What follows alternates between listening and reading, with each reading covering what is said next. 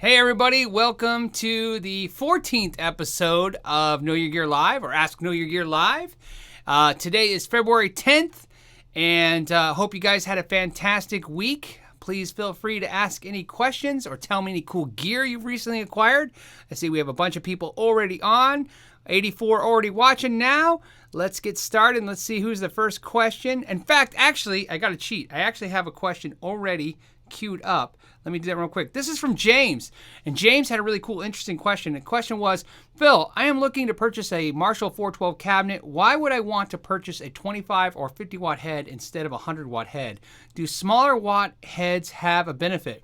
Well, James, you wouldn't want to do that if for some reason you were in a band or trying to get a lot of power. A 100 watt head would be adequate and you could turn down a little bit. But the main reason you would use a lower wattage, especially tube head, on a 412 cabinet is that you would be able to get more out of that amp by turning it up. In other words, a 25 watt amp, you would be turning up a much more than you would be a 100 watt head. And if the situation is you want that amp to really come alive, but not rip everyone's head off, that's why you would want to use a 25 watt head. If you're in a band situation, 50 watts are more than enough. I mean, the 100 watt amplifier was really made for a stage arena. And there's different beliefs in that, but let's be honest, when you look at not musicians' attitudes about it, but the builders aspect of it, the designers and builders of the 100 watt amplifiers will tell you they did that to play outside in big arenas. So, next question. Let's look at the first question. I'm going to go up to the top, and let's see. Here we go. And the first one is, sorry guys. Okay, hi. Just picked up, okay, Phil is saying, I just picked up a 2017 PRS SE Custom 24. Great guitar, but the 8515 pickups sound a bit bright to my ears. Did you try one yet? What do you think of it? What do you think of the 8515 pickups? So, what's funny is that's what's in my CE right there. I can't figure out where I'm at. Sorry, guys. Right here. My CE has 8515s as well.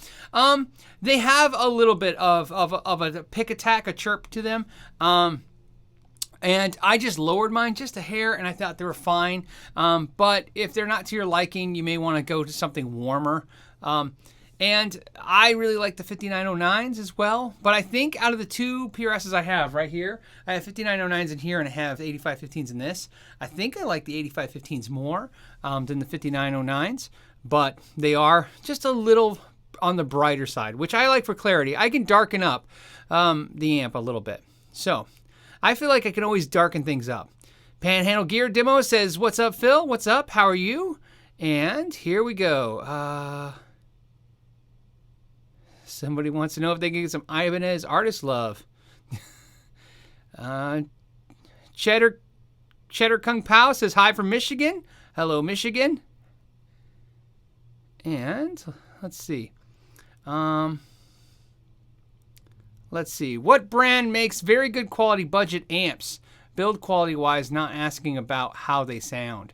Oh, that's a good question. Who makes a good quality budget amp? Well, okay, so let's start with the easy part. In solid state world, it's really hard to beat Roland.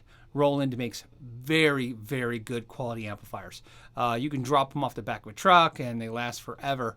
In the tube amp world, for budget build quality, it might have to go to Fender. They really do, build a quality product when it comes to what it can take abuse.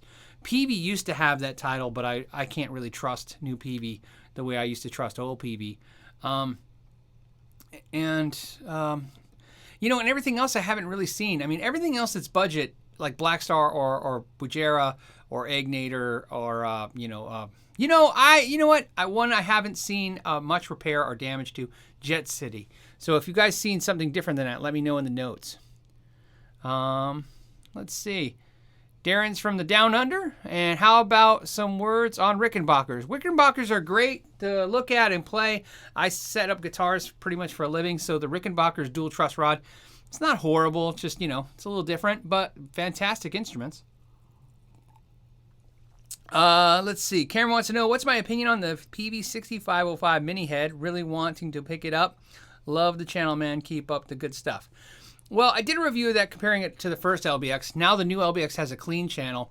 I really, in my personal opinion, think the LBX is a much better quality built and sounding amplifier than the 6505 Mini. However, the 6505 Mini is less money and has more features.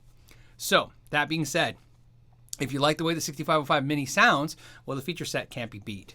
So I don't really necessarily have a problem with either one. My problem with 6505 Mini for me personally was I went through 5 of them and they all were making a hum, and it was a noise. And I tried to get tech support and I tried to get it fixed, and it just never got done. Let's see. Regal 7 was already used. Says he just got a Guild OM 140. He wants to know if there's a suggestion for a pickup. I'm not a piezo fan. Well, if you're not a piezo fan, I mean, you're really going to have to go with a pop-in sound hole pickup or a microphone. GHS makes a microphone pickup where that installs on the in pin, and your Guild should have a plastic in pin on the end where the Strat button goes. So you'll be able to drill that out very easily and put this new jack. So look it up, GHS acoustic microphone. It's a non-marring modification, something that can be replaced very easy. If you're not into piezo, that's something I would look at, and they're pretty realistic. I thought they were like $69, but like I said, it's a microphone. It's on a long adjustable gooseneck, and like I said, the in pin just goes right in. Probably should take you 5-10 minutes to install. Very cool, worth checking out for sure. Let's see. Michael wants to know, hi Phil, thoughts on the Schecter Super Shredder? I don't really have an opinion about it. The Super Shredder is the new ones, right? That's the new ones. I didn't really put a whole lot of time into it. I'm a huge Schecter fan when it comes to their quality and what they are. My only kind of like issue with Schecter over the years has been their marketing has been definitely to the metal and heavy metal genres, and I think that hurts them in the long run. But I mean, their guitars are not heavy metal sounding. You can sound like anything. Let's see. Life Tunes wants to know, what's your opinion on the Beat Buddy? I did not like the Beat Buddy. In fact, I did a review on the Trio, this is about a year ago, and in that video I just mentioned briefly that I bought the Beat Buddy. I did not like it, so I sold it at a loss and I bought the Trio. Now there's a new Beat Buddy Mini for $99. I like that because at $100, all the shortcomings of the Beat Buddy that I didn't enjoy, was mostly because I put out $300 and I just wasn't feeling like it was anything better than a drum machine. For a $99 plug and play and have fun kind of drum machine, it's worth the investment, right? I mean, let's be honest, $99 for a pedal anymore is not ridiculous. So yeah, the Beat Buddy Mini, try that one. I tried it. I thought it was cool. Again, not the greatest thing ever, but it was okay. If you are able to, on the Beat Buddy, to use all those kind of MIDI capabilities and program capabilities, I'm sure you can do amazing things with it. But I was anticipating turning it on and playing, and that's not what I really felt like I got. Worse Than Cancer says, Phil, love your channel and your content. Keep it up. Oh, thanks. I always like a compliment. Dave the Wave says, Vox MV50, what do you think about it? Those Vox MV50s are really good. Henning, which is HP42, just did a review of it. I started watching it, but I had to do something else. Kind of kids were calling me, so I haven't finished watching his review of it. So if you're looking for an instant review, I think Henning did a pretty good job. Like I said, HP42. But I did say this. Somebody asked me the other week ago, said, what do you think of the orange Micro Terror and the Micro Terror Dark versus those Vox MV50s? I think the MV50s had more usable sound, especially for using pedals. But definitely now another competitor on the market for $200 amp. Big Idea 100 said, sweet PRS in the background. What color is that? This one, if you can see this one, is a Rise Verde, and this is Green Frost Metallic, is that color. So very, it's just an opaque metallic color. I like it. Josh Collins says, Phil, how do you feel about chicken picks in comparison to regular picks? Would you pick up from your music? Wait, you would pick... Oh, okay, I understand. I got stumbled up here. Okay, ready? He says, what do you think of chicken picks versus picks I could just pick up at a shop, kind of thing. Price tag, $39 for a small variety pack. Okay, so one of the cool things that happens when you do reviews is people send you stuff. Chicken Picks were very gracious and sent me a pack of picks. I checked them out. I didn't find them any different than anything else I could find anywhere else. I noticed that Tone King really likes them, and so it almost made me want to get them out again and try a couple of the ones I kept. I gave most of them away, but I kept like 2. But my personal opinion again is they are good. I just didn't find them much different than anything else I had for the price. And I could be missing something, right? That's not how, not every product is for everybody, but they're okay. If you have ability to buy one and give it a try, I would do that. But I don't know if I would invest $35 in them, especially in a world where you can buy picks for $5 a pack. Kyle wants to know what's going on. Well, Kyle, we're on live and we're answering questions. I'm sorry, just being sarcastic. Thank you, Kyle, for asking how I'm doing. Let's see. We have next. What's somebody else asking about the amazing PRS. That's this is the CE. If you guys don't know, let me show you. This is the CE bolt-on in this. I have really bright lights in the room so you can see my shiny face. And so it kind of glares this. This is that frost green metallic. It's stock. There's nothing special. And the deal was, if you guys remember, months and months ago, I mentioned I was thinking about getting this guitar. I bought a PRS, a bunch of PRSs on a deal. That was one of them because of the colors, and I ended up really liking it. In fact, I ended up deciding I liked it so much. I think I've been playing it way more than my other PRSs, and I was thinking about getting it in another color, but I'd have to pay more to get the color. It seems like a lot to pay for a color. Ron Park says, okay, Phil, I stopped watching Steve Martin play the banjo. I hope it's worth it. I don't know. Steve Martin's really amazing at banjo. If you don't know that guy, Steve Martin is an amazing, amazing banjo player. And in fact, he has his own Martin with Deering banjos. And just, anytime you guys can check him out, it will blow your mind. He can play banjo like nobody's business. David Kroc wants to know a power supply for pedals that isolates the pedals. Well, I use a battery power source. In fact, I'm about to go totally battery powered source for my pedals. Big Joe is the one I'm using now. Sanyo is my other one I use only because there's some power limitations on the Big Joe. However, when I talked to Big Joe at NAMM, they said they have new versions of these batteries, bigger ones coming out. And I can tell you right now, I think that's the future for pedals.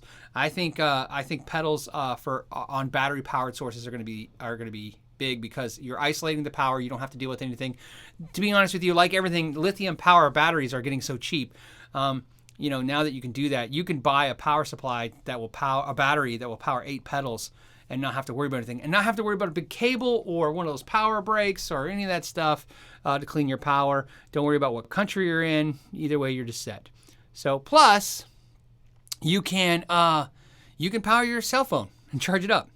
So Jonathan Lewis Music says Vox AC15 or Bujera 22. AC15. I'm just a broken record when this comes to this, guys. I have nothing wrong with Bujera, but I will always pick. I've been asked this question kind of like against the Blues Junior and stuff like that. I will always pick a Fender or a Vox over the Bujera stuff. Not for brand power of recognition, just for I know what the quality line on those Vox and Fenders are. So let's see.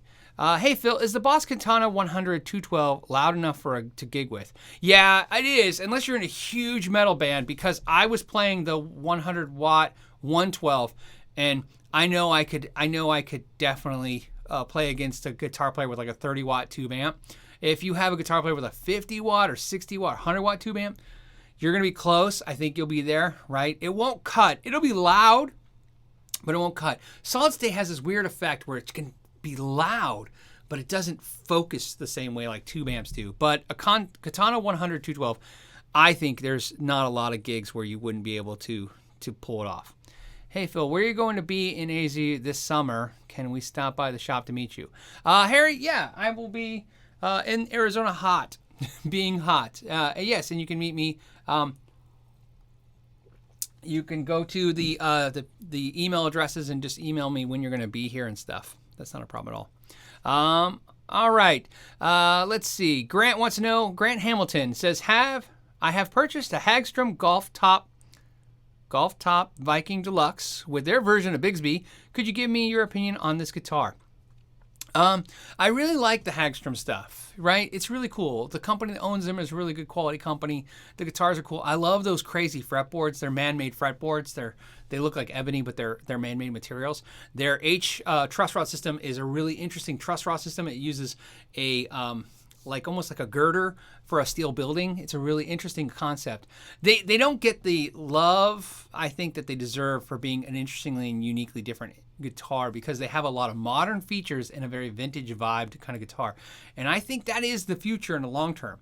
I don't understand why we're making vintage guitars vintage ways with these take off the neck strats and you turn the truss rod and put the neck back on. Put the modern features on a vintage looking guitar, right? It's kind of like, give me a 65 Mustang again, but give me air conditioning, right? And a nice stereo system, a nice new stereo system. What was the most exciting thing that you saw at NAMM? That was Brian. That is a hard question. Third time it's been asked, and it's been killing me trying to figure out what I thought was exciting at NAMM. And I still don't know, right? I just don't know. I could tell you what silly thing I'm interested in. I'm really excited to try the new Dirty Shirley pedal from Friedman. I like my Friedman pedal. I think the Dirty Shirley would be slightly better because it'll be less fizzy and more focused. And so I'm kind of excited about that. And that was pretty exciting at NAMM. Brian, I should point this out. It's probably tomorrow. I don't know officially yet, so just stay tuned. Tomorrow, my time is like 4 or 5 o'clock in the afternoon, so about an hour from now or 2 hours from now. Tomorrow, I will be on Pixielix's channel. It's going to be, as far as I know, it's confirmed. It's me, Pixielix, and the Tone King, and it's supposed to be Robert Baker. So it's supposed to be 4 of us, and we're just going to talk about the NAMM. Now, I'm going to warn you right now, I'm sure it's just going to be 4 geeks talking intensely about gear for a while. So if you're up for it, come and watch. Okay, ready? Nerf Planet Review says nothing better than Nerf. What is a chicken? Nothing is better than Nerf. And a chicken is a bird who doesn't fly, and that's why he gets eaten so much. What are your thoughts and opinions on the USA G&L Legacies? I really like G&L. I really think about buying one. I was on Reverb last night looking at a couple. They're just really in depth with what the options are and what they have. And it's one of those things, like I keep thinking maybe I should be getting rid of my Fenders and getting some G&Ls. You can get the same, this is what I know about G&L. For the same price of Fender, you can get way more stuff from a G&L. And I used to think the G&L headstock was ugly, but at this point I think I've decided they're all ugly headstocks between the Fender and the G&L, so I don't care. But I'm curious to see. So we'll see. Tex Hamilton says, what tube bass amp would be a good combo for home and small gigs? Oh, a tube bass amp for, I don't know. I mean, really, let's be honest, Tex, there's not a whole lot of tube bass amps out there anymore, and especially the ones that are out there like 100 watts and 300 watts. I don't know. I can tell you this, I don't know. I don't even have a suggestion. I use all solid state type bass amps at this point. I have Harkey, which has you know what? My Harkey I think has a preamp tube in it, and my Phil Jones has no preamp, and my Fender has no preamp tubes. So I don't know. I would look at old ones. That's the only way you're going to find it. I don't see a whole lot of people getting in it now. You got to look at old amps. Jim has a great question. Jim H says, Phil, what's the downside of circuit boards versus hand-wired amps?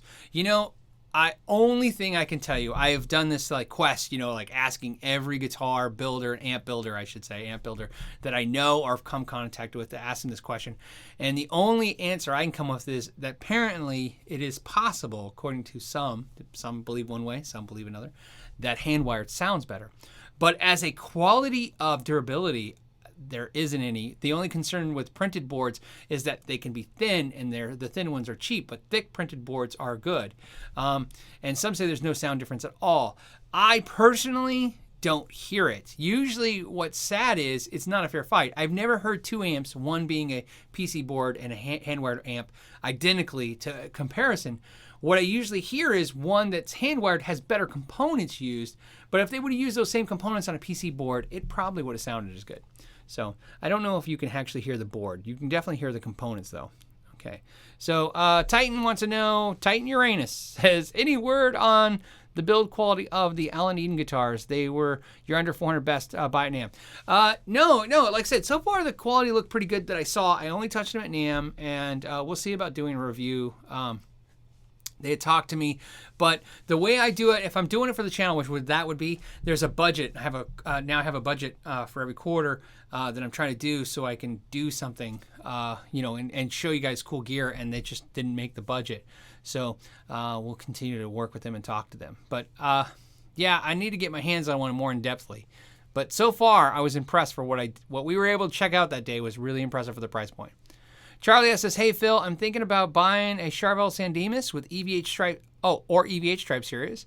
Play mostly Strat and Les Paul. What do you think?" Well, I think me personally, I only like the EVH stripe series more than the Sandemus because I like the fact that the bridge is against the body and not fully floating. Other than that, they're the same guitars, right? Minus the pickups. So if you like, it's really that simple, right? If you like the Stripe series, you should go with the Stripe series. I like the Stripe series more in the long run because I for some reason I know it's the Wolfgang pickup, and I also know for me it's the against the body and not full floating. But both are fantastic guitars. Panhand Gear says, "Put a gorgeous blue Gretsch 5420T on layaway today. That thing is just felt right in my hands. See, I told you, 5420 in the blue." Is fantastic. Right? Those guitars are fantastic. I told you, Panhandle asked me about it before. Japanese Gretches are great, but the Korean made ones are just as phenomenal. So let's see. Fresh Cream says, "Hi, have you tried Guru's amps or pedals?" I have not. Gurus? Nope, I have not. I've never even heard of them before. Thomas says, "Hi, is it true that putting old stock on your guitar stand is good for guitars with no nitro finish?" Old socks. I am losing my eyesight. I should point this out. Okay, ready one more time. Thomas wants to know, is it true that putting old socks on your guitar stand is good for guitars with nitro finish? The theory is that, okay, so what happens, if you guys don't understand the question, some guitar stands, because of the rubber they use, when the rubber touches nitro, it actually, what it does is it blocks the oxygen from getting to the nitro, and the nitro, believe it or not, chemically reacts to that, gets superheated and literally burns. It looks like somebody put their cigarette out in your guitar. It will burn the nitrocellulose lacquer. It has a physical it's physically burning, right? It's like becoming combustible. So the theory was that you put, you don't have to put a sock, but the idea was to put cloth, cotton or flannel in between the rubber. The answer is yes, if you don't have a guitar stand that's rated for nitrocellulose lacquer. Like surgical tubing and stuff like that is actually pretty dangerous, but some of the new rubbers that they use basically let the oxygen get to the lacquer. So you just have to make sure. My only recommendation is this. I only own guitar stands and wall hangers from brands that make hangers and that I trust. So I use String Swing 100% for my wall hangers. That's all I will ever use. There will be no exceptions to that ever. They are made in the USA. They are amazing. They are cheaper than anything else out there that is not even near as quality. And I know if I ever have a problem, I know if I call them, I know I'm going to talk to one of the owners or somebody who's in charge. They are a very well put together company. So, and that's what it is for me. If a guitar stand ever damages my guitar, I want to be able to call that company and tell them what happened, and not find out that they outsourced it to 7 different other companies and it's not their, they don't care. So let's see. Sure. Okay. So counting the days. Says, "Hi, Phil. Can you elaborate on the comment made in last Friday's live video discussing wood density and weight? Specifically, how will wood density change the sound?" Well, the density will change the sound because technically the pickups, an electric guitar, right? We never get into this debate, right? The wood debate, but we do have to get into the sound debate, which is the string. The string is the sound of a guitar. The proof is if I take all the strings off your guitar, you don't have a guitar anymore. Strings are what you're listening to, right? The pickups are actually listening, you know what I mean, to the strings, right? So the strings are the pickup is picking up the strings. So what the strings do matters. And what affects the strings and what they do matters. So in other words, density, if it changes the way the strings vibrate, it could change the way they move and how they physically sound. not such an easy thing to quantify, right? But we do know, because you could argue all day, which we won't ever on this channel, the difference of sound of woods. But I can argue very easily that if I took a heavier guitar, same guitar, but one was heavier, more dense, and one was not as dense, you would hear a slight difference. But that difference is because not the wood, the string is moving differently because of the way it's anchored. And I guess the best way to think of that is if we anchored a rope to the ground in a piece of concrete and we concreted it down and we pulled it taut versus sticking in a piece of in dirt and it was moving. You get it? It's just going to move differently. I don't think that's a great analogy, but at least we'll get the point across that way. So like I said, everything is about the string. That's my theory, for whatever it's worth. Working on guitars for a living, everything is about the string. That's why I think the strings you pick matter a whole lot, right? I can change the sound of a guitar by changing the strings. I think everybody understands that. Then how, bigger strings, thinner strings, flat wound strings, nickel plated steel strings, there's a lot to change. Okay, have I ever tried, the Guitar Hangout wants to know, have I ever tried Brandon wound pickups? I have not. You have to tell me if they're any good or not. Let's see. Music by Good Job says G&L is good, but kind of bigger than Fender. Kind of bigger than Fender? You mean the size of the guitar or the company? The Fender should be the bigger company. Let's see. What else is going on? Let's see. Vaughn Ungam says, hello, guys. Hey, hello, Vaughn. How are you? Okay, Brian wants to know, I'm from Iowa, where we have cold, dry winters and wet, high humidity summers. I'm an acoustic guitar player, and I was thinking about composite acoustics. Your thoughts? Worth the money. Composite acoustics sound great. Rain Song was my first. I owned a Rain Song acoustic, and I thought it was great. And then really what happened was it didn't sound as good as my wood acoustics, but it did sound good. Composite acoustics sound better than Rain Song. I think their theory, the way they explained it was, that I remember most when I was talking composite acoustics, they were saying that even though it's even though it's composite and it doesn't need bracing, they found out that the bracing affects sound, so they put bracing in it. So composite acoustics apparently has bracing, and that, even though it's not necessary, it does change and improve the sound. Can't tell you if that's true. I just can tell you they sounded better. So let's see. And Brian wants to know, what's my favorite bridge pickup for classic rock tones? Probably the JB. I use the JB a lot. Although I'm looking at getting some Sir pickups. That's what I'm thinking about trying next. Right? I've had them in guitars for other people when I've done setups and stuff, and I've always liked them. So, Vintage 6-String 1 says, hey, Phil from Indy. Hey, how's it going? Shut Up, Let's Talk says, just bought a Squier Vintage Modified Strat and love it. Yeah, you know what? I was actually doing a setup this week on a Squier Vintage Modified guitar. I believe it was a Tele, and I was just thinking to myself the whole time going, if somebody told me this was an American-made guitar, I'd believe them. Tifa says, hey, fan from Egypt here. Hey, how's Egypt? Is it cold now? Hot now? I don't know anything. Couldn't even tell you. I don't know how the weather works there seasonally. It should be the same as us. I don't know. It's almost 80 where I'm at right now. Let's see. Passy says hi from Finland. Gumbo Gamming says hi from Mississippi. Rick says hi from Seattle. We're doing the hi thing now. Hey, let's see. Silo 5, I can't read this. Silo 29. Silo 29 says, is there a brand you saw some exciting stuff from at the NAMM? No. There was a lot of great new stuff, but there was no particular brand that stuck out to me going, man, did they nail it this year. Everybody put out a couple new things, and everybody did a good job executing them. There was a lot of new exciting things. Like I said, I was excited about the new Dirty Shirley pedal, the Sunzera amp, but nothing that blew me away. So Kyle wants to know, DSL 40 or Sunzera 20 for better tone. I don't know. I won't know until I do the comparisons with the Sunzera stuff. That's what I'm working on right now, the 20 and the 50. That's my goal. I know there's a lot of questions about them, and I have a lot of questions about them too. D wants to know, what happened to Peavey's build quality? Well, they stopped caring. You know, and everybody's got a different opinion, probably. You know, a lot of people cite that Undercover Boss episode where Peavey went to hell and back. But me personally, you know, I don't know exactly what it was, but I can tell you I haven't had a very positive Peavey experience as a customer or in the business industry or at all with them in such a long time. The only thing I can cite good is I really still like the Classic 20 head, even though it's, you know, it's made in China. I don't mind that, but you know, Viper stuff is good. People like it.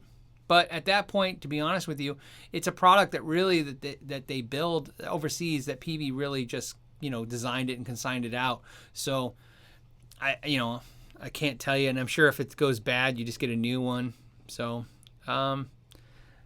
they're just not what they used to be. But maybe they come back. I don't know. Every year it could always happen. I could always be wrong again. Hey, Dubs. Rice says, hey, Phil from good old West Virginia. Hey, West Virginia.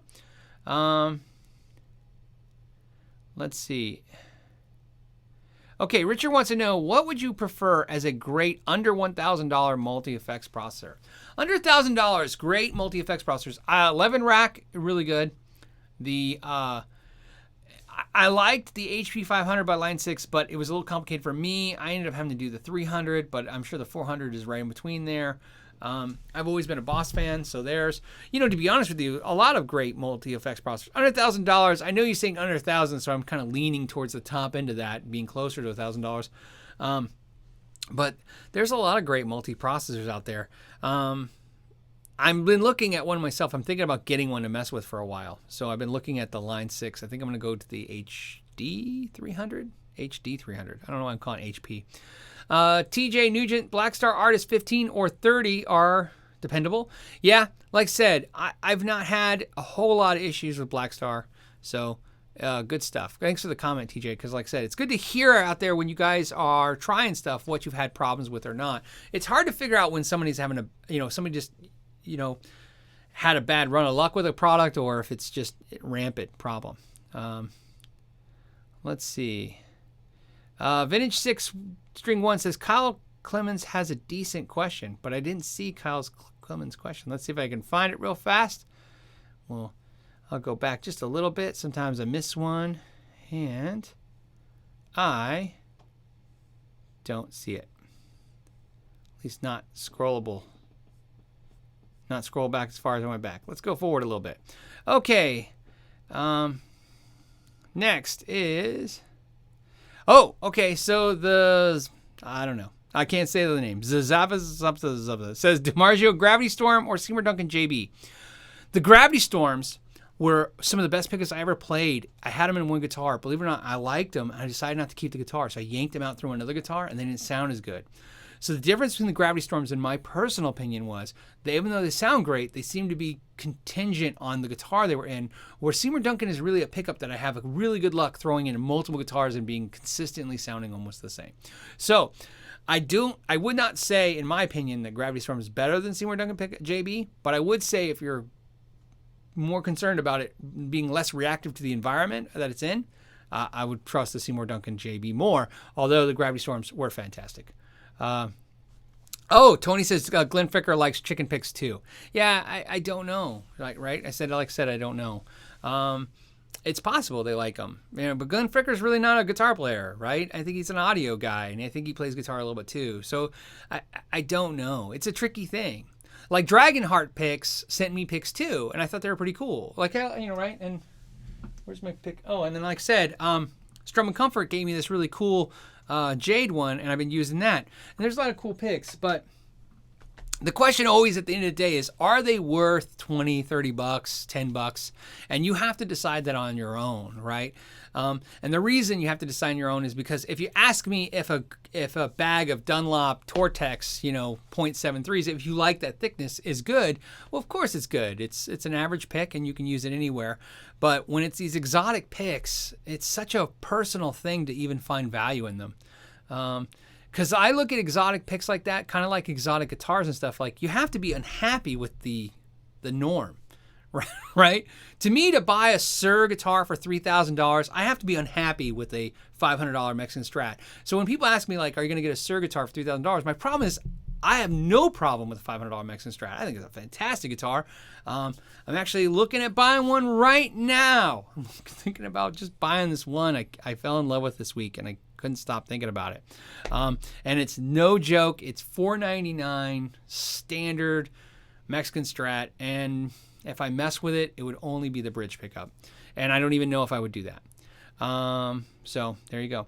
Brian wants to know, Solano, hey, only one letter off means Soldano. Okay, so Brian Solano wants to know, hey Phil, what do you think about honeytone amps? Honeytone amps, those little battery power little amps, I think they sound like farts. They're plastic, right? Those honeytones. A long time ago, I'd sell those because they were like $29.99 at Christmas time, and you get them down to $24.99. And I'm not saying they're bad. Nothing's bad. It's an artistic form. We're artistic. We're musicians. So there's no such thing as bad in art. It's just preference, or right. But I can tell you this: if you're looking at a plastic battery amp, nothing beats this thing. Nothing. And if you guys find something that beats it, you let me know, and I'll try that, no problem. But right now, $59.99, nothing beats this, nothing. Like the new Van Halen plastic amps, those little Marshall ones, the Fender ones, nothing beats that for that price. And that's, I don't even know what they go for used. So if you can get one used, you probably get it for less than $50. Okay, so Michael, great question. What neck shape do I like on my PRS guitars? Okay, so here's a great question. Hold on one second. My Fender amp is making a sound because it's been on for a while. I was playing guitar before this. Okay, so Michael, great question. There is basically, if you guys are familiar with Paul Reed Smith guitars, there's two pretty much neck shapes. There's the wide thin or wide fat, now called pattern thin or pattern regular. We don't want to make it more confused, right?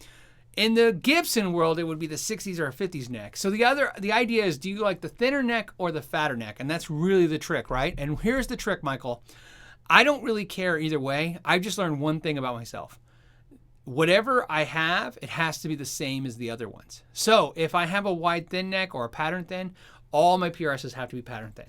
If I have a pattern regular, they all have to be pattern regular, because what happens is when you have two different thicknesses and necks, you tend to gravitate towards one. So I picked pattern thin. That's what I have on my two custom 24s and my Mira. Because of that, I keep leaning towards that, but I really don't have a problem with the other neck shape. So I always tell people, just play whatever you like. I prefer pattern thin, but pattern regular is not a problem either. They're only an 1/8 of an inch difference in thickness this way. And the depth from the top to the bottom of the neck, the round of a curve. The width is the same, so it's an 1/8 of an inch. And if your thumb is on the side most of the time instead of on the back of the neck, you probably don't even notice. So there you go. That helps. Hey, Jay Maxey says, 4 non-blondes want to know what's going on. They probably want to know if they're ever going to exist again, right? God, when that song was popular, I think that was like 91. Okay, let's see. Next, do you think it's time for the Fender Custom? Mark, are you saying you're going to buy a Fender Custom? Do you think it's time for you to buy a Fender Custom?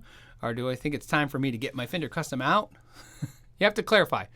Andrews wants to know, PRS Special Multifoil, what is your opinion? I don't know what that is. See, you guys got some hard questions this time. There are. Next. Okay, let's see.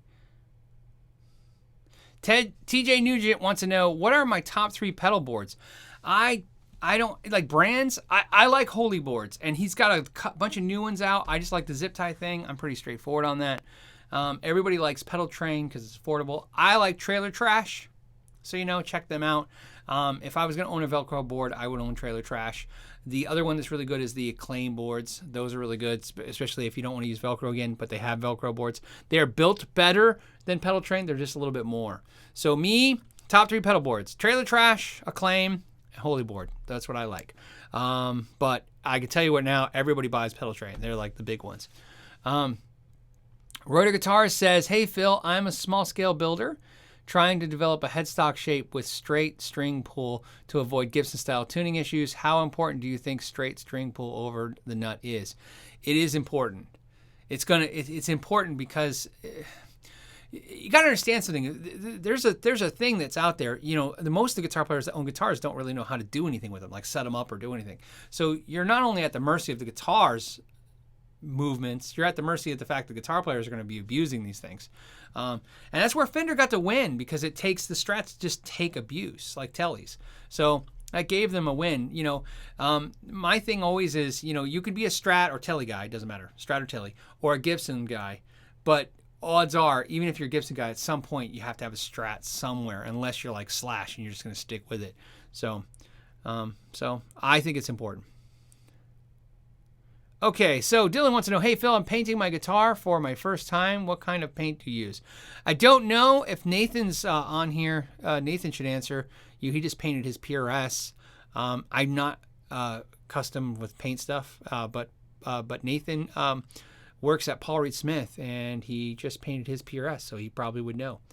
Do you have a favorite guitar pick material? I mean, like exotic ones. I don't have a exotic favorite material. The material I use the most is probably nylon. Like I said, I was just playing guitar, and I have this really horrible habit of throwing my picks on the ground. I was using the stone pick. Oh, see? They're on the ground. Hold on a second. So what I was using was this nylon Dunlop pick, 0.114. So 1.14 millimeter, sorry. 1.14 millimeter with the, like this grip on it. So I was using that. But I would literally grab whatever for picks. I don't use a pick a lot. So, you know, here, let me show you. A lot of times, even in the videos, I'm holding a pick and not using it. And I'm trying not to do that anymore, but I can't help it.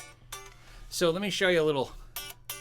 I do this thing where I think I've showed this before. I've done this many times with this video, where I take the pick and I kind of do that. Well, then what I do is I take this finger right here, this one, and I... Now you can't see. Here you go. Right? I'm actually plucking.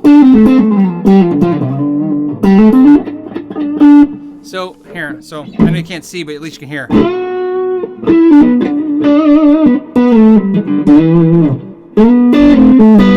Yeah, see? And it's my thumb again. So I'll do it so you can see. I know this is horrible, but I didn't, you know what? Watch this. Here you go. I wasn't expecting to do this today in the video. So I use my thumb and this finger, these two fingers right here. And I will play with a pick if you watch.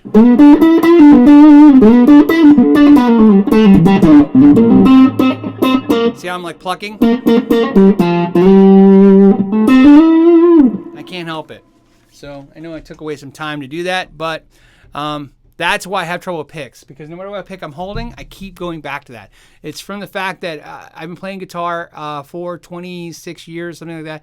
Of those 26 years, there's a point where like almost 15 of those, I was not only playing bass, I was only bass. Right? I play guitar very little. I would play my bass all the time. So Zachary wants to know, what is your opinion on putting a Floyd Rose on a guitar that didn't originally have one? Don't. I wouldn't. I don't recommend it. There's no good to come from it. Floyd Rose bridges are expensive. And so, I mean, barring the fact that you just have this bridge and you have this guitar and you have an afternoon, maybe do that. But would I recommend taking a $100, $150, $200 bridge and shoving it on a guitar? No. Because the odds are, if your Floyd Rose, if your guitar is not routed for a Floyd Rose, it's going to be sitting on the top anyways, which means it can only go forward. You're not going to get an advantage over that. Just use a standard bridge. So it's up to you, unless this is some compulsion that you just want to own a Floyd. But I'm curious what kind of guitar it is. So Zachary, tell me what kind of guitar it is. Mark wants to know, do you think it's time for Fender Custom Shop to start calming down with the relic guitars? There seems to be nothing new at the moment. Yeah, I'm bored to heck with it, right? I mean, really am. I'm sick of everybody just showing me a guitar that's beat up, you know, from every brand, to be honest with you. I'm sick of replica guitars, and it's funny because the Steve Vai guitars just came out, but really, to be honest with you, I didn't buy one of them. I bought one of the real ones only because they're cool, but I'm kind of sick of replica guitars. I'm sick of all that stuff. I think it's just because it's been done so much. And at least with Vi, where there was an anniversary, and a 30th anniversary is a legitimate anniversary, right? So it's not like it's 10th anniversary. So yeah, I'm sick of that stuff. But I wish. And Fender Custom Shop, really, sadly enough, one of the things that's tough is, in my opinion now, for brand value, if I was going to spend $3,000, $4,000 on a Fender Custom Shop, I would buy the Sir or Tom Anderson. I think it's because they're known for that. Where Fender makes it, I can buy a Fender Mexican Strat or American Strat and make it as good as a custom shop, but I can't make it feel like a Sir or a Tom Anderson. So I know that's kind of contractor to my that goes against what I said earlier, which is I don't have a desire for a Sir or Tom Anderson. But that's because I don't. But I would buy one over a Fender Custom Shop. I have a Fender Custom Shop, but to be honest with you, at the time I bought that, I basically turned it into those kind of guitars. So that's why I say it that way. It's really, most of my advice is never just me pulling stuff out of my, out of the air. I'll say out of the air. Isn't that nice? Instead of out of somewhere else. Anyways, it's an experience of something I've done. So I've done this. I've done Fender Custom Shop, and I wouldn't do it again. I would do something else. Bruce wants to know, Phil, love your channel. Thank you. I'm asking again because I know you can't see all the comments. Okay, cool. Play Johnny Cash and classic rock, Boss Katana or Roland Blues Cube. Hot. You said on one session you tried both. I did. We not only tried both, me and my buddy Joe and Patrick took the Katana, I think it was the 50 or the 100. I can't remember which one. I'm pretty sure it was the 100. Katana 100, the Champion 40 by Fender, the Blues Cube Hot, what else do we have? We had another amp too. I don't think it was a Mustang. Roland Cube 40. And we put them all in a row, and the Blues Cube Hot was very cool, but it was our least favorite. The Katana was our favorite. I've done more after that because I was more curious, and I really like the Blues Cube Hot. I've decided I really kind of come to this like, wow, it's a really cool amp. But to me, it's a no-brainer. $500 versus $329. Boss Katana for me, but Blues Cube Hot is still a great amp, and it looks cooler. But for me, Katana. What is the coolest thing that you came into? Oh, okay. So Big Idea 100 says, what is the coolest thing that came in your shop recently? Second time asking. Nothing really. I think I said this before. I'm not really at the shop a lot. I was at the shop more this week than I've been at the shop for weeks and weeks and weeks. I'm there on Saturdays. I really don't come in during the week. And when I do, I come in around 3 o'clock. And there's a reason. The reason for that was I had stopped doing repair. Me personally stopped doing repair. In December, I had stopped, and I wasn't doing any. And other than if people asked me to or circumstances, and it was going to go overflow to someone else, so free up some of my time. That didn't work out, so I'm back in the repair business, which is good because I enjoy it immensely. But so I don't know what is coming in the shop, if anything. Let me see. Couldn't tell you. Sorry. Okay, Sergio wants to know, greetings from Portugal. Phil, what do you think is the best new Fender Strat model in the market right now under 1K? Those made in Mexico deluxes, man, rival and destroy any of the American standard stuff that's out before them. They are just great quality, 12-inch radius fretboards and great pickups. They're just great, great guitars all day long. So that's what I think. Andrews wants to know, PRS multifoil special, what is your opinion? Thanks. I thought I tried to answer it, but I don't know what it is. I don't know what the multifoil, I'll have to look it up after the show. Okay, so here's a good question. Bernard wants to know, Phil, do you still have the 3/4 scale Jackson? I do. I currently have 2.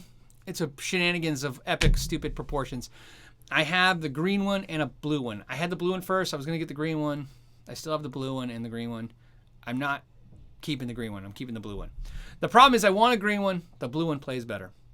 That's just how it works. So the answer is I have 2 right now, but I'm keeping the blue one, which is the original one I had. I originally had the blue one. There's a video a while back. You can see I had the blue one.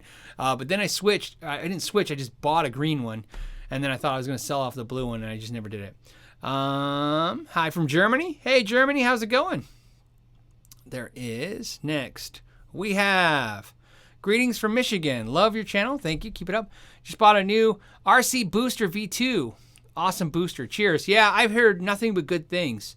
I'm starting to get into booster pedals a little bit more. So definitely something that's cool for checking out stuff. I'll have to think about that as a candidate. Let's see. Let's scroll down a little bit more. I'm trying not to miss question, guys, and if I am, I'm sorry. Fender Bass Breaker. Oh, it just jumped again. See, a bunch of them just flooded in. Okay, Dave wants to know, Phil, delay pedal before amp or in the effects loop? I use the acid reflux in the effects loop all the time, but if I run an analog style delay, sometimes I'll run it in front of the drive if I'm running the drive very light. The answer to the question that I like the answer to is this. Think of it like time, like the 60s, the 50s, the 50s, 60s, 70s, 80s, the time. There was a time where there was amps with no effects loops. So when you heard delays, they were definitely being put in front of the amps, i.e. like Eddie Van Halen or Pink Floyd. So if you're going for those sounds, you'll probably put the delays in front of the amps because that's how it was done back then. Now, modern amps, we put them in the effects loop. So I will do it both ways depending on what sound I'm going for. So if that helps. But generally, I like them in the effects loop, preference-wise. What is the difference between a Strat and a Tele pickup? Well, very little and a whole lot depending on what the pickup's trying to do. But the lines are definitely skewed nowadays. You could just, now it's just shapes because they make every style of pickup for everything. The real difference between a Strat and a Tele pickup is not the pickups. It's the placement of the pickups. It's where they are. People don't realize on a Tele, it's not just that it's in this bridge plate. It's that it's where it's how far it's cocked and how close it is. But mostly it's because there is no middle pickup, so you have this position in the middle that gives you these two outer pickups. That's why it's a really common mod on Strats to get that 6th or 7th setting. So, okay. And we're on the 10-minute warning, so we'll be ending at 4 o'clock. Let's try to get a bunch of questions and answered real quick. The best sounding Strat I've ever played was a Squier Mini. Yes, a Squier Mini. I have played it against an American Strat, and the Mini killed it. Isaac, that was from Isaac. I don't feel crazy. I did this thing years ago. I took a Mexican-made Strat full-size neck and stuck it on one of the Mini bodies and played it for like 4 months, and I loved it. And I don't know why I stopped, but it was interesting. So yeah, right? You can. If you want it, right, everybody's going to have different opinions, but if you want it from what I think is this, I pick up guitars every day, and for some reason they just play and sound great. Just happens, right? I don't know what the luck is, right? It's just luck of the draw. Let's see. Blues Trucker says, Phil, you're famous now. Portugal, Egypt, Germany, congrats, man. Thank you. Yeah. You know what it is? It's great to see how we all get to come together now, right? It's like the world is so small. So I love it. Diego says, greetings from Costa Rica. Huge fan now. What is your favorite Gibson Les Paul ever and why? So my favorite Gibson Les Paul is the Standard.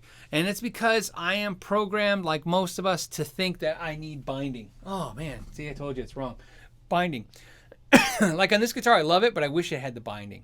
Now, that being said, I think a Studio is as good as a Standard any day of the week. In fact, it is psychotic, the difference in price over what really equates to binding. But I like the Standard, and it's because of the way it looks. It just has a Gibson. It has that look to me, that binding. Okay, Brandon wants to know, which Epiphone Les Paul would you recommend for classic rock 60s tribute? Well, it's easy. I would go with the 60s one. Standard with Seymour Duncan's or Plus Top Pro. Oh, okay, Standard with Seymour Duncan's. I like the Plus Top Pros. Really dig them. Great guitars.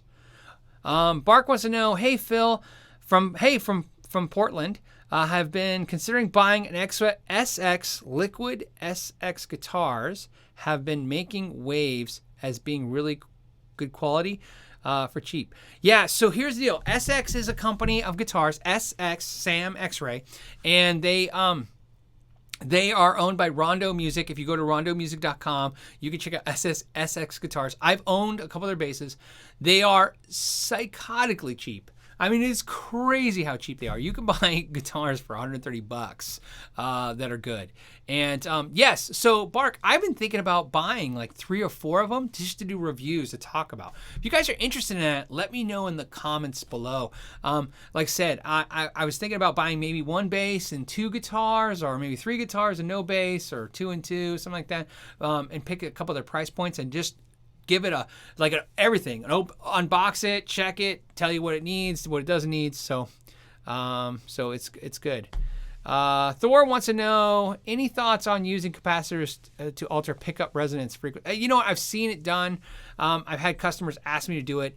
The problem is it's a placebo effect for me. Once I know what I've done in the wiring when I put a capacitor in there, I think I hear it. I hear a capacitor in the line. So that's tough. Let's see. It says Adam22 says, poor guy must have asked 10 times now, but I don't know who must have asked 10 times now. Like I said, if I'm missing a question, guys, it's just because there are 403 of you on here, right? And so the questions come pretty fast, and my screen is only so big. So again, if I miss anything, don't be afraid. I know, repost it. I never ignore any question, I promise. Unless you're just, cursing or something. I still read it, I just won't repeat it. I'm probably asking for it now because of that. Oh, okay. So it says Old Mac wants to know, will you please discuss Blue Guitar from NAMM? Blue Guitar is that 100-watt little pedal amplifier thing. It's really cool.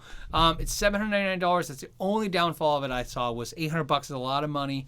But I don't know if it's not worth it. I mean, everything quality-wise lined up. But it's a $800 100-watt amplifier that's in the shape of a pedal. So very cool. It solves a problem. If you have that problem, which is you need a small amplifier and you want it on your pedal board, right? There it is. Music by Good Job says, Orange Rocker 32, thoughts? Is the stereo setup just a gimmick? I don't think it's a gimmick. I haven't tried it, so I don't know. But I wouldn't imagine that's it. So I don't know. Alan says, one of these days I'll answer one of yours. Alan, if I missed it, don't say that. Just repost the question. Don't tell me I didn't answer your question, guys. Just repost the question. I'm scrolling, like I said. When I read them, so you guys know, it's scrolling, and then when I read one, I'm stopping it, and like a traffic jam, they stack up, and then they jump. So that's all, guys. Like I said, I'll hit every single one I can. Let's see. Somebody says, oh, is the Taylor 414 CE the best for the money? Yeah. I mean, Taylor's great. Has one of the best loyalty of any guitar company out there. Yeah, and see, somebody, Tiersec says, hey, SX Tele, then show the cost of getting it playable, ready, and mods cost. Yeah, see, that's what I was kind of wanting to touch on in the video was, exactly that. I would get the guitar, I would unbox it, and then based on my preferences, restring it and tell you exactly what I need to get it to my, to where I was happy with. And so, my plan, and it was funny that you brought up SX because I'm actually like I said, this was my plan. I'm looking at another brand too. I probably won't go with them, but same price range. But I was thinking about doing that and then using the Patreon funds that I use to cover costs of videos and stuff, and then doing a giveaway with them, right? Set them up, make them awesome, and then maybe find some cool kids out there that would love a new upgraded guitar and help them out. Mark says, hi from the UK. Have you reviewed the Ibanez S guitars, and what did you think? I love the S guitars. They're mahogany bodies over the basswood bodies of the RGs. I've never done an official review because I don't own one. But and I keep looking at one again. So, and whoops, sorry. So I keep thinking about getting one. Let's see. This is a question I've been asked a lot, but I'll answer it. Michael says, your house is on fire and you grab one guitar. What guitar is it? It's my copper Strat. That's the guitar I would grab. Which is funny because I think about that, and sometimes I think how silly that is, because to be honest with you, I could probably grab one of my guitars like the Gem or something that I love having, and then just buy a Mexican Strat and play that all the time. I really have come to the conclusion over all these years that I'm just a Strat guy when it comes to just a basic fundamental guitar, and I don't have to have a Fender Strat. just a Strat-shaped guitar. I don't care what it is anymore, as long as it's shaped like that and it's comfortable. And it has humbuckers. In fact, Sammy Ash, when I did the Sammy Ash one, he said the same thing. He said, I don't care what it is anymore, as long as it's comfortable and it has humbuckers. I really come to that conclusion. I think it's because once you have a good amp, then the amp takes over for that, and it feels good. Let's see. What else? Okay, here's another question. Let's see. I have a 40-watt blues bass breaker, and my landlord has told me the amp has doubled the electricity bill. Do you have any idea how much power it actually uses? There's no way. There's no way. Now, first of all, but you have a good question. You may not realize it. You said even though you keep it in 1 watt mode, but that's not a reduction of wattage. That's not real, right? So when when you reduce, so you're talking about the Bassman, the 40, and it goes from, I think it's called the 40. Is it 40 watts? I can't remember. Is it 60 watts? But anyways, let's say it's 40 watts, and it says reduced down to 1 watt. That's not 1 watt. It's just soaking off the power to the speakers. It's like an attenuation. They're not dropping the wattage, right? The power. So it's still sucking the same amount of power. But I can't imagine. I think your landlord might be a little crazy. A tube amp cannot double the electricity bill. There's just, right? I mean, they take power, but not like that. But your output, your attenuation knob is going to have no effect on how much electricity is pulled from the wall. I can tell you that right now. Yeah, here's a good one. Kidrick 777. Did you check out the new Reverend Watt Plower bass at NAMM? I did. I checked out all the Reverend stuff. I was really impressed. I really, really dug it. And this year, I'm going to start doing more reviews. I do reviews, and then I do the videos where I, kind of learn some fun stuff together, and I try to salt and pepper them, in between. And so I've been kind of figuring out how to get more reviews out. And Reverend is one of the brands I really want to talk about more. Ivan says, hey, do you still have this 2-hand bass? I do. It's right here. I love that bass. I'm never gonna get rid of it. It's a really cool bass. It's so cool. Bobby Beretta says, what's Kramer's status? Bobby, you're probably talking because you probably saw Pixie's video where he talked about that. I agree with everything Pixie said. About the fact that they kind of seem on hiatus a little bit with Gibson. This is common, right? A company like Gibson maybe not pushing that brand that's not really moving.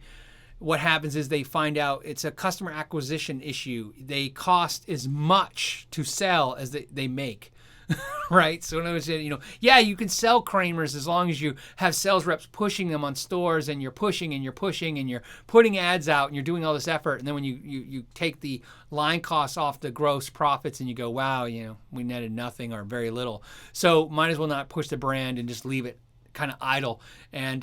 But the question is, will they sell it? No, because most companies like that, if they can't get a large amount of money for the brand, why sell it dirt cheap to somebody so they can compete against you? You're better off letting the brand die. That's why Fender put SWR out of business, and Tacoma Acoustic out of business, and Sun Amps and DeArmond, right? They just put that down, right? So that's how they worked. Guild, they sold off probably only because they felt Guild was not a competitor against Fender Acoustics, because Fender Acoustics really have a lower price point and a market share that's pretty strong at this point. So I don't think they're dead. I just think they're kind of shelved or hiatus right now. What's your favorite cheap tube amp? It's the Fender Super Champ X2 by far. That same as scenario, if there's a fire and I only had one amp and or whatever, and I had to take the cheap one, it'd be the S2. My favorite amp though is probably my Mark V Mini. I think so. It's that or the Fender Princeton. I play those a lot. I love this Archon. I love all the other amps, but those amps I just kind of go with it. Hey, Michael wants to know, hey, Phil, I know we're kind of over time right now. I'm going to go a couple more minutes. There's 414 of you watching. I don't want to cut you guys loose yet if you're willing to watch. It says, hey, Phil, can you recommend a 12-string electric guitar? The best 12-string electric guitars out there for the money are going to be like the Schecter ones. I mean, Rickenbacker ones are really pricey. And I did a video where I talked about the Ibanez RTs, but you're not going to find that. Right? You're not going to find that guitar that I showed you. They're very rare and hard to find. But I like that. And yeah, I think for the money, I think the Schecter ones are pretty hard to beat. And, Dean probably makes a pretty decent one at the price point. You didn't really say cheap price points. So, but that's something to look at. But the 12-string Rickenbackers are great. The necks are kind of small though. Let's see. Let's do 2 more questions. And hopefully, let's go one more time. Okay, so the question is, did you get a chance? I'll do 3 because this one's there. Did you get a chance to check out the Epiphone Brent Hines Flying V? I didn't. Me and Joe checked out the booth on Saturday, and I don't think we really saw the Epiphone stuff so much. We just saw the Gibson stuff. So that's kind of how that works. Oh, yeah, so Ken mentioned the Hagstrom 12 strings are awesome. They are. That's another one to recommend as well. So somebody said, ooh, Dean. Yeah, but, Dean for price, right? You can't beat, when you have a price point. They make stuff. And then the last 2 questions. Ready? Here are the last 2 questions. The thoughts on the new Taylor Academy series. Well, that was Chris Sarantos, has said that. Yeah, right? I mean, it makes sense. Build guitars in Mexico. You can drop the price. I would be a hypocrite if I didn't tell you this. I have told Fender for years that I think they should get rid of all the Chinese-made acoustics and go 100% Mexico since they're there. Why not build acoustics in Mexico over China and give them a competitive edge by saying, hey, how about building guitars in a place where people play guitar versus in China where they don't even play guitar? Give them an advantage over that. But no, I think that's, I think the Academy Series is a great idea, right? There's a lot of advantages, and here they are right now. Regardless of the political environment that's going on or whatever, just remember this: if you're in Mexico, you can build guitars and get them shipped and done and here in months. So you don't have to worry about 6-month out lead times when you're going, all the way to China for guitars, and that's a big deal. So, and plus the quality is going to be good because, right? They have a good skill set there for building instruments. Let's see, and the last question. Ready? Let's see what's going to be. Let's go to the. Let's see. Sorry, let's see. What does the new $1,000 guitar need a setup? Oh, Chuck's got a great question. Why does a new $1,000 guitar need a setup? Well, Chuck, the question of the day for that is, do you mean like if it's shipped to you and then you get it out and it needs a setup? Or it's in a store and it should have been set up by the store and it needs a setup. And the answer is, the reason most guitars need a setup when they're shipped to you is because when they're shipped from different climates and altitudes. And one of the big factors is, believe it or not, the delivery trucks. So when a delivery truck drops off a guitar, they do not heat or cool delivery trucks. So they're heated and cooled by the environment. Right? Much less everything else that was going on. So if you get a truck that, like here in Arizona, and it's 150 degrees in the truck, or in the wintertime, if it's 30 degrees where you're at, or 0 degrees, and the truck's almost that temperature inside, or, right, just as cold, and you pull it out, and they drops it off at your house, and you pull it out in the house, and the environment in your house is always going to be in the same kind of temperature range, right? Most people are not going to go much below 70 degrees in their house or much above 80 degrees in their house. I could be wrong. Everybody's got different places in the world they live, but you get the idea. My point is, when you take it out of the box, it has to acclimate real quick to whatever temperature you just change it to. So one of the things that that messes up the setup is, I always tell everybody, just remember this forever. Guitars don't care about hot or cold. They care about going from hot to cold and cold to hot. It's extreme changes that really mess with all the making it dense and relaxing. So what I've always done is this: always when you get a shipment of guitars to you or a guitar to you, you do not open the box until the box is the temperature of the room or the case is the temperature of the room. When you open a box and you can waft cold air or hot air out of the box, I know some of you have experienced that. It's not going to be good, whatever comes next, I can tell you right now. So that's one of the things. Why in a store it's done that way? I don't know. You'd have to talk to the store about that. But a guitar, if you spend $1,000 on a guitar, it should play right. That's how it should be. I've just dealt with that just now. I have a friend who bought a $1,600 Wolfgang, and it's not right, so it's getting replaced because, you know, right? It shouldn't need to be reset up or set up or crowned or fixed being that price. So just my opinion for whatever it's worth. So I hope that was helpful. So, and then thank you guys so much. I hope you guys enjoyed hanging out with me today. There was over 490 of you watching right now. I really appreciate you guys doing this, hanging out with me. Tomorrow, it looks like I'm going to be hanging out with the Tone King and Pixie Licks. Let's see if I got an email confirmation of that. I'm waiting for them to confirm that Robert Baker is going to be there as well, too. I believe it's 4 or 5 o'clock tomorrow. I will post it on Instagram, Twitter, all that stuff, right? Facebook. So if you're following me on those avenues, please check those things out. I really appreciate it. And I thank you so much for the questions. Like I said, a lot of these questions, so you know, end up becoming the videos. so that's why it's important to do. So, and then somebody said Henning is the most honest reviewer besides Phil. Yeah, you know what? It is nice to see, refreshing when, because it's, on a side note, it's nice to see it when reviewers kind of tell you what they really feel without worrying about the repercussions are going to be. So yeah, so. All right, guys. As always, I want to thank you for your time and know your gear.